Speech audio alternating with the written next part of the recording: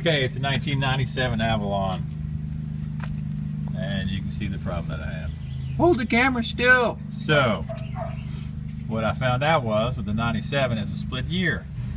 So I got the wrong ones, and we had to get the right ones. Now I have the correct ones. So there's no video out there explaining how to do this, because I've searched and searched. So if you've got this later model 97, it's actually a 96 CV axles that you need. The left and right are the same. That's them right there. We're going to show you how to install this thing. You can see everything's done already.